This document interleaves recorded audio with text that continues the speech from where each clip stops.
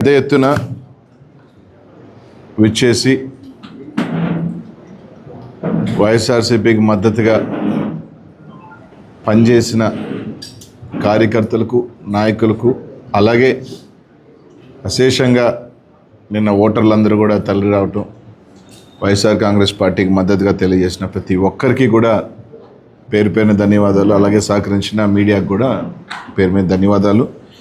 ఏదైతే నన్ను ఎంపీగా ప్రకటించిన తర్వాత గత 2 నెలలుగా మా శాసనసభ్యులు అందరూ కూడా 7 మంది శాసనసభ్యులు అభ్యర్థులు సహకారంతో మా నాయకులు, కార్యకర్తలు, కొత్త అయిన ప్రతి ఒక్కరూ కూడా దగ్గరుండి నన్ను ముందుకు నడిపించడం, అలాగే నిన్న పెద్ద ఎత్తున కూడా ఓటర్లందరూ కూడా తప్పకుండా వైఎస్ఆర్ కాంగ్రెస్ పార్టీని మా 7 మంది శాసనసభ్యుల్ని ఎంపీగా నాకు కూడా తప్పకుండా జగన్మోహన్ రెడ్డి గారిని మళ్ళీ ముఖ్యమంత్రిని చేసుకోవాలన్న తపన వాళ్ళ ఇది కూడా నిన్న కనిపించడం కూడా జరిగింది.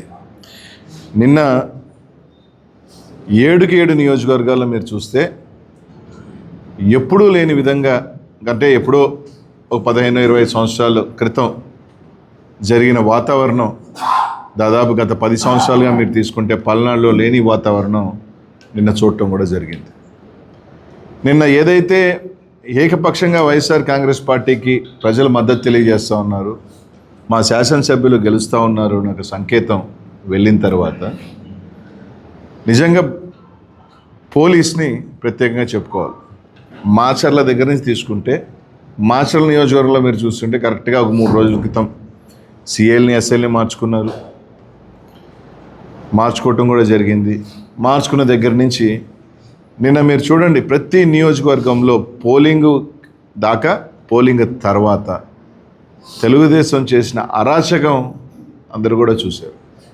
మాచర్ల నియోజకవర్గంలో అయితే దాదాపు ఎస్పీ గారు, ఐజీ స్థాయి ఒక అధికారి పూర్తిగా మాచర్ల నియోజకవర్గంలోనే. మా ఎస్పీ గారు మాచర్లకి ఎస్పీగా ఉన్నారా లేకపోతే పల్నాడుకి ఎస్పీగా ఉన్నారా అర్థం కాని పరిస్థితి.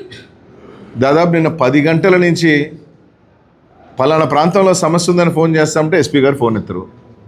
డిఎస్పీ గారు అయితే కంప్లీట్ పొద్దున్న 8 గంటల నుంచి ఫోన్లు ఎత్తే పనే లేదు. కలెక్టర్ గారు అప్పుడప్పుడు ఫోన్లు ఎత్తడం, అరాగురా స్పందించడం జరిగింది. ఈరోజు బాగా మీరు గమనిస్తే ఏదైతే తెలుగుదేశం పార్టీ గట్టిగా ఉన్న ప్రాంతాలలో అంతా అసలు పోలీసే లేదు. 3000 ఓట్లు ఉన్న దగ్గర ఒక్క police, single men. YSR Congress party గట్టిగా ఉన్న దగ్గరలా తీసుకుంటే ఒక బెటాలియన్ ఓట్లు వేయనీయకుండా తెలుగుదేశం పార్టీ వాళ్ళు రచ్చ చేస్తూ ఉంటే చెదరగొట్టే ప్రయత్నం. అక్కడ మాత్రం యథేచ్ఛగా మీరు ఓట్లు వేసుకోండి, ఫోన్ చేసి చెప్తే సార్ పంపిస్తాం సార్, మెన్ లేదు.